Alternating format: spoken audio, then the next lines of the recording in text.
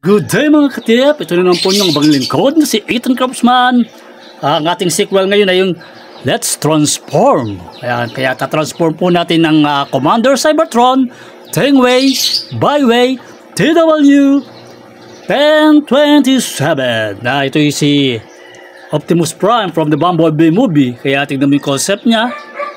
At yung kanyang gilid, nakikita mo na talagang yung sa Cybertron pa yung kanyang wheels. Ng kanyang wheels ay rubber race po to, rubber. So para po mabilis na po ang pangyayari, let's transform TW 1027 Commander Cybertron Optimus Prime. Ayan, ang unang-una pong gagawin po natin dyan, itong back na pong to, pwedeng tanggalin kasi yan para mas madali yung pagka-transform. Natatanggal po yan, nakapin lang yan yan, better tanggalin muna natin. Then ito, yan natin to, ganyan lang po yan. Yan, kasi ganyan na magiging posisyon yan Magkikita sila ng dalawa, dalawang yan. Kasi yan po ang magbimisto na maglalak po yan. Tapos ito, wed natin ng ganyan, then para may ilabas tong kanyang ito, yan, para may ilabas yan, ganyan. Ito pa, dalawa, magkikita sila ng ganyan. Kasi ito, nakikita nyo itong pin na to, itong pin yan, maglalak siya ron. Ganyan talaga niya, maglalak siya for secure. Nakita nyo yan, sa side yan, nakita nyo sa side yan, sa side, ayan, nakita maglalak. Yun rin sa kabila, maglalak yan, siyang hahawak dito para hindi siya gumagalaw-galaw. Then rotate natin itong portion na to, rotate yan. Pag na-rotate na natin ng ganyan,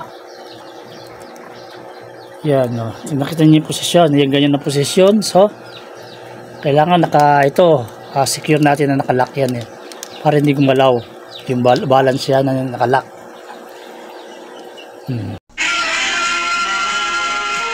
Transformers will return after these messages. So ito, tatanggalin mo muna itong grill na to, ito kanyang bumper. Tapos iikot mo lang to, ikot mo to para ganyan. Tapos pwede mo na siyang i-attach dito, ayan sa front, ayan see. Tapos i-adjust mo muna yung kamay niyang ganyan. Itong kanyang front, ayan, pwede mong flip, i-flip mo to, yan, nakita niyo yan, para mailabas to. Ito nasa gilid, ito nasa gilid, para mailabas yan kailangan mong i-twist ng ganun, yan, ganun rin sa kabila, twist mo ng ganyan. Tapos open nyo lang to, meron tong siklatan din sa gilid, ayan yung gilid, yan. Tapos i-close yun ng ganun, tas lock yun, narinig nyo. Ganun rin sa kabila, open to, open, tapos yan close, tapos yun. Tapos ito, i-angle mo lang ng ganyan. Ito ganun mo muna yan. Angle mo ng ganito. Pag ganyan dyan, para ito, magkita sila rito. See? Kasi itong tatakip dun Then, itong head niya, i-collapse natin ng ganun. Tatago yung head niya dun. Yan, nakaganyan yan So, ganun rin ang gagawin mo sa kabila. Sa other side, ganun rin, collapse.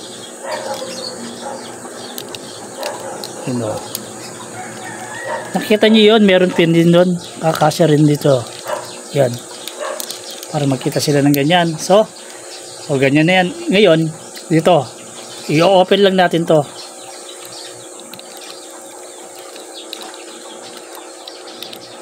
Yan, ganyan, diretso.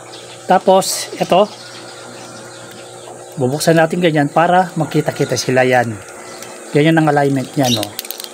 Makikita-kita ng ganyan. Tapos, squeeze, ganyan yan, no? So, na-imagine nyo na yung gilid. Then, sa side, ganun pa rin. Ganun rin ang gagawin.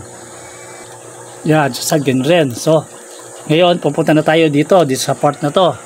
Sa part na, yung mga gulong naman ang i-ano natin, i-adjust natin. So, dito na tayo. Ito, bubuksan balag to. Open natin yan, Kasi, itong front na to, pupunta ron. So, release natin ng ganyan. Release ng ganyan. Okay, yan, mahaba yan. Then, twist kasi yan eh. Yan o. Iikot siya ng ganyan. Yan o. Nakita nyo? Pag-ikot. Yan. Kasi siya ang bali kukonsider ng ano. Pero to, para madalian kayo, ito, luwagan nyo ng konti. Na-adjust yan eh. Para, kasi papasok yun eh. Yan o. Nakita nyo yung ganyan? Papasok ng ganyan yan. So, ito ganyan yung sa gilid niyan. Makikita sila rito. Yan o. So, nakita nyo yung ano, sabay ito, babalik nyo uli. Pag ganyan naman yan. Yan. So, ito, ibabalik nyo rin ng ganyan. So, ganyan ang ano yan, ganyan ang mangyayari yan. Ganyan rin ang gagawin natin doon sa kabila.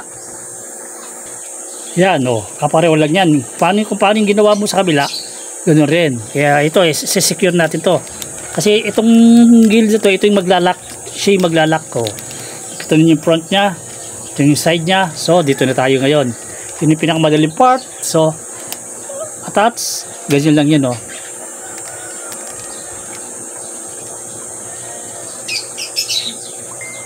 I-adjust muna natin ng ganoon.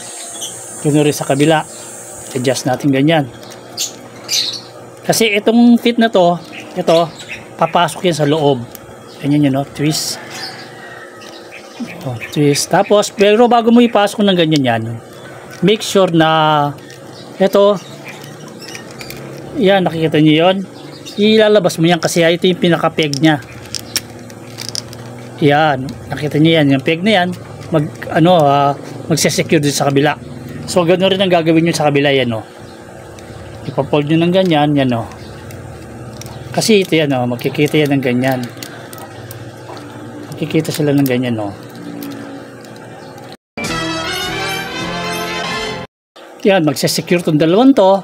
Then, ito, nakita nyo yan, may tab rod. Kasi, yung tab rito, ipapasok rin dyan. Ganyan lang yan, eh. I-twist mo lang ng ganyan, yan, no? Para to complete this transformation. At the same time, ito, nakikita nyo yung box na to, ipapasok rin doon sa box na yun. To secure all, yan o, nakita nyo, ganyan siya, oh. Ganyan rin sa kabila. Ganyan rin sa kabila, secure all. So, this is it. Tapos, meron pa pala. Nakikita nyo itong gilid, ayan o. Yung gilid na yan, papasok yun ganun o. Kailangan flash yan, nakikita nyo yan o. Di ba nakadiretso yan? Nakikita nyo yun sa kabila, hindi. Kailangan papasok rin yan, kaya itatapat natin yan para secure. Yun ang pinaka-locking port nya, para itong buong ito ay hindi galaw ng galaw. So, napansin nyo yung kanyang tire, meron na meron siyang masasabi natin na cap, natatanggal yung cap na yan kasi earth mode. Ayan o, para earth mode ang ang dating niya, para pare-pareho na yung side ng gulong niya. Ganoon rin sa kabila. Yan ang yan ang nila. So then squeeze po natin para magpantay-pantay. Ngayon yung grill na to, doon sa Rise of the Beast, di ba meron siyang talagang bumper, o kaya sinama na nila yan na pwede mong ilagay dyan pwede mong tanggalin. Pagka gusto mo yung style G1 lang, yung sa Bumblebee movie, ganito siya. So as you can see, ito yung mga parts na yan na yung complete transformation niya, na kung titignan mo napakadali lang. Hindi siya meron pa palang last touch pa pala. So ito, naibababa to. Yan, nakita mo na itataas yan, ng ganun yan. So pinaka last touch niya, baba mo, kasi nagaganyan yan, no. Yun ang pinaka niyan. Tas hindi naman visible yung mukha niya, yung Optimus Prime Pwede mo ring ikot yan, kung anong gusto mo. Ang kagandahan ng neto talaga yung kanyang transformation na very clean.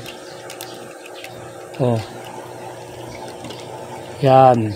Ngayon, para ma-compare mo gano yung pinaka track niya, kung ano yung sizes niya, meron tayong Studio Series 44 na by Wii na replica na yung premium finish. Ito siya, para makita mo yung kanilang scale na they're perfect to each other. Perfect ang scale nila kung titingnan mo. Yan, diba? Napakaganda ng scaling nila,